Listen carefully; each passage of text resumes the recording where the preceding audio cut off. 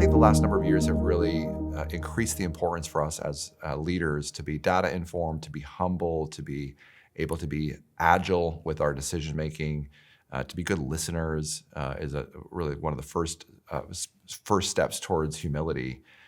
Seeing someone else's perspective, stopping and slowing down, not waiting for them to take a breath so you can sort of fill the air with your thoughts and ideas, but really learning to listen. I see this in a lot of different dimensions. One is our relationship with our kids and our grandkids and the younger generations.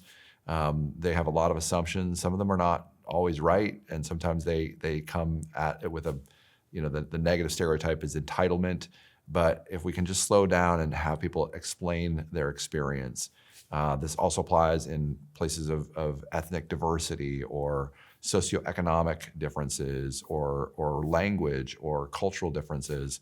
I feel like we have a lot of work to do to try to see someone else's perspective, to walk a mile in their shoes.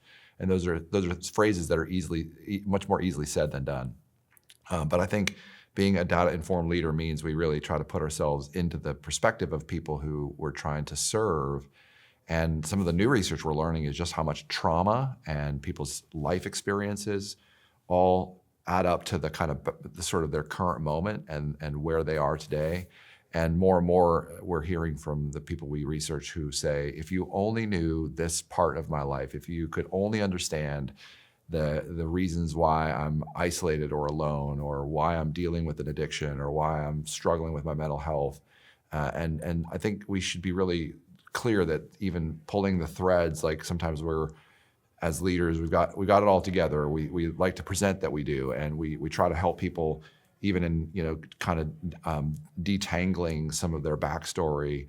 We kind of gloss over a lot of the work, and I think the human brain and the way we deal with complex issues are so profound and so beautiful, but we have to really do the work with people and alongside them and provide environments where they have a safe place for a deeper conversation.